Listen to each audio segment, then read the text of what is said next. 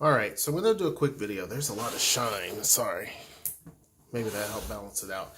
I'm going to do a video really quick to address a topic. Someone sent me an email, but also seen like 4 or 5 comments on a video, I can't remember which one now, asking if I would go into politics. Now, if you know anything about me and if you follow the channel just for a little bit, you know my opinions on politics. I think it's just a very nasty game.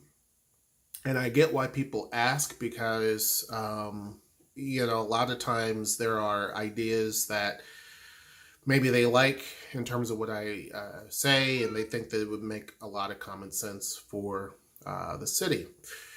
So the question is, would I ever run for office? I've given it thought before, and I said, you know what, it's something that I probably would consider doing. Hold on. And, but it's something that would happen further down the line. And I still hold that same, I have to do an update, so I apologize. I still hold that same view. I think that there's potential for me to one day consider going into politics in terms of the city, like city council or what have you. But I think that right now there's so many other things that, hopefully it doesn't keep doing that. There's so many other things that I have to do. There's so many things that we're trying to do right now. And so that's something that's going to be on the back burner.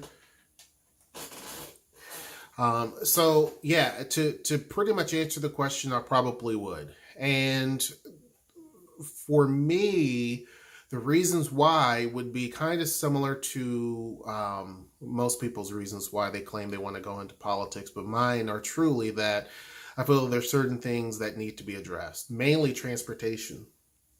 Now, this is not some sort of like political speech or spill or any of that type of stuff, but this is just my opinion.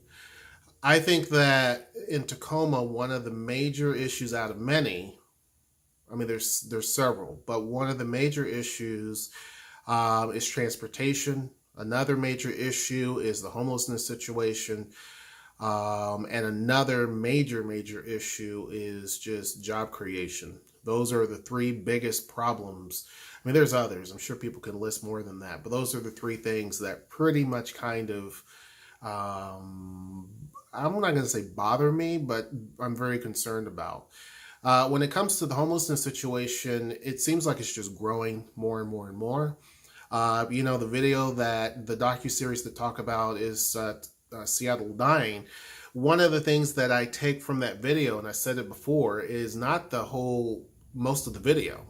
Because, looking at it from an objective point of view, they're not telling every single thing, but they're telling basic parts of this that are very true. Drugs is a major problem here. And I think that a lot of the folks, at least up in Seattle, sorry if this is blurry. Hopefully it'll straighten out. But a lot of the folks up in Seattle, the leadership, just they're tackling affordable housing, which, yeah, that is a concern, but it's mainly a bigger issue than that. You do have people that are down on their luck. They may have gotten unemployed. Layoffs are big here because there's a problem right now with teacher funding. Like teachers are getting, axed.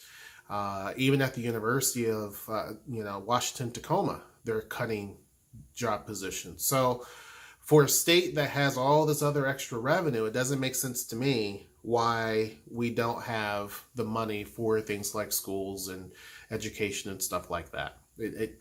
I don't get it. But as far as the state, running office for state, no, it's just not my thing.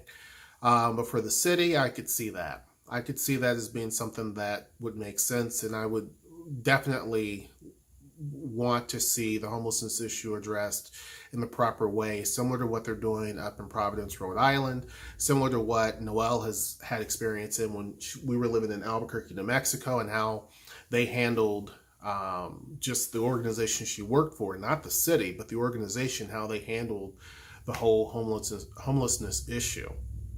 So I think that is something, the approach that should be taken. And I think that Tacoma can make a major difference in that. I mean, there's a reason why some communities around here you don't see a lot of homelessness, and there's a reason why others have a lot of it. I mean, there's many factors into that. And I think that drugs is a big part of it. It's not just people being laid off. It's not just because it's expensive to live here. It's due to other social ills that have never really been addressed. Transportation is getting addressed a little bit more and more here, and it's something that is still a big problem. I mean, if you look at, there's certain things that are just a constraint. You can't, no matter what you do, you're not going to be able to solve. But there are other things I feel that the city should do in terms of addressing local transportation. One of them they're working on, which is Pack Avenue, and they're basically putting a BRT line. I've talked about that. There are other places I think they should build a BRT system as well, and pretty much expand it and not wait. Part of the problem with a lot of cities are they will build something and then they'll wait another 5-10 years before they start talking about an expansion, or they may talk about it immediately and then they wait 5 or 10 years to build on it, and then by that time the cost has shot up through the roof. So when we're looking at Tacoma, I think BRT is probably going to be your best shot. One, because we don't really have a need, I don't think, for expanded rail service in other parts of the city. And the reason why is because as you move away, hold on one second. Okay, I have to handle something. So the big issue, the reason why I think BRT is a better solution for Tacoma is because as you leave downtown, it's very sparsely populated. You don't see a lot of big development. There are certain key areas in different parts where you will kind of see that and where it has the potential for there to be mid-rises or what have you. But generally, you're going to run into a lot of single-family homes, and it just doesn't make a lot of sense to put in rail, given the capacity. It just doesn't make any sort of sense, even when we're looking at light rail. When you're looking at the areas where Sound Transit is putting the light rail system, it makes sense. I mean, it's a streetcar, but it makes sense because they're all huge population centers or they're big employers. If you look at downtown where it currently is, that's all dense. By the Tacoma Dome, it's dense. Also, it's a transportation hub over there. It makes sense to start it there. It goes straight through downtown. All along that area is a lot of small businesses. It's now growing its residential side of things. A lot of big office buildings. Makes sense. They're going into Hilltop. Hilltop has a lot of residential spaces, single family homes, things like that. However, because of its location, it can be upzoned and allow for much bigger buildings there. So when you look at where it's going through the stadium district area, that's still very dense over there. A lot of retail and things like that. Going down MLK in the Hilltop, you have basically a small business area that can easily be filled in quite a bit. There's already developers that are going to put in mid-rises there as well. Keep in mind too, along that area is our medical mile. And you have a whole load of hospitals. Tons of people work in those different facilities, so it makes sense getting those people around.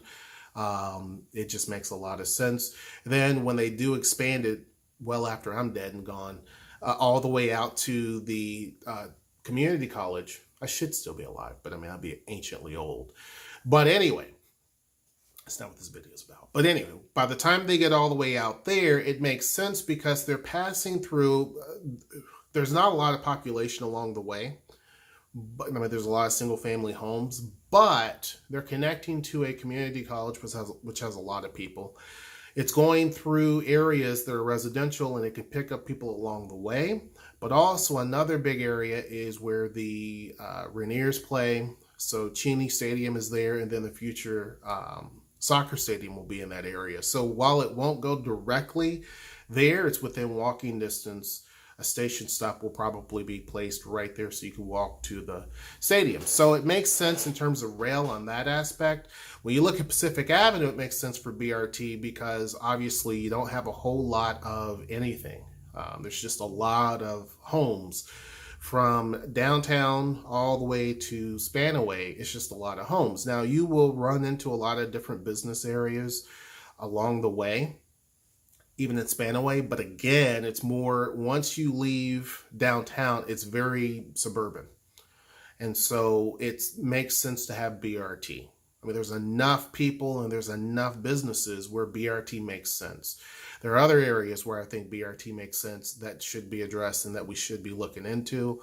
And so I think that, transportation is one of those big things that the city should get involved in. One of the other things they're looking at is the fast ferry service, which I've taken a lot of interest in because I think it's something that's critically needed. Sound transit takes way too long to build anything. I mean, I know they're saying that, well, we're building it correctly and we're building it to make sure that it is, based on our soil conditions. There are other places in the world that have unique soil conditions and it doesn't take nearly as long. And people say, well, sorry, I don't know why this is doing that. It's just going out of focus. Hold on. All right, sorry about that. Hopefully it doesn't do that anymore. But anyway, there are other places around the world that have similar soil conditions where people own property and they can build it much faster. So at any rate, to me, Sound Transit's taking too long. The fast ferry service is a good idea because it's going to connect Tacoma to Seattle and possibly other points along the way, depending upon how they build it. But this is something that I think is needed. Not everyone's going to use it because it's going to be expensive. But given the fact that Sounder service is not going to be as frequent as we would like, they don't even have weekend service. We need something as an alternative other than just the basic Sounder service and I-5. Of course, there's express buses and things like that, but it still does not move people in the volumes that we need in this area. The area is growing very, very fast, so we need to have better transportation. That also goes to the part of jobs. We lack jobs down here, and a lot of people have to commute up to Seattle, which exacerbates the whole situation in terms of transit. So the reason why we're having to have so much transportation going up to Seattle is because of the simple fact that we just don't have enough jobs here that pay good in this area for people to say, okay, I'd rather have a job here so that I don't have to commute up to Seattle. The lack of jobs, the lack of professional jobs, and the lack of better pay are a lot of the issues as to why people drive all the way up to Seattle. Now, with that said, I think that the city can do a lot of different things that other cities have done. And to me, I think one of the big problems is, and I've worked with different cities before. I've talked to the mayor of Albuquerque about different projects. I talked to the mayor of Rio Rancho, New Mexico about different projects. Prior to that, I talked to the city of Bowling Green's mayor way long time ago about the bus system there. I think I may have spoken to the mayor of Indianapolis, not sure, but at different times I've done that. And just getting a general idea as to what the city is doing, ideas, things that they're talking about. And so to me, a lot of times, the only time I've seen a mayor that was very receptive, very open, that was willing to think outside the box was the mayor of Rio Rancho. He didn't have an ego. Every other mayor I talked to had a major ego, didn't really want to seek outside voices, and anything that came up, if they didn't come up with it, they weren't interested. If someone in their team came up with it, they would take credit for it. That's just how it is. And so those cities just really and truly took forever to do a lot of things that they could have done early on had they listened to other people that had better ideas than I did, but those mayors just chose not to really follow that. And you're seeing that kind of up in Seattle. You have a mayor that really doesn't know what she's doing, and yet there are people saying the whole video about Seattle is dying is talking about how there's a drug issue. Instead of focusing on affordable housing exclusively, you need to focus on the drug issue. You need to focus on being able to combat crime that happens. You're losing businesses and you're losing public confidence, and the police are losing confidence. That's not to say all businesses feel that way. It's not to say that all tourists feel that way or all the police feel that way, but it's enough to where it's a concern. And so I think that you have to have people that think outside the box and people that are going to help. And oftentimes that does not happen. But anyway, I have a phone call. Noelle keeps calling. I have to go. Hope you guys enjoyed this video. And until next time, I will see you. Take care.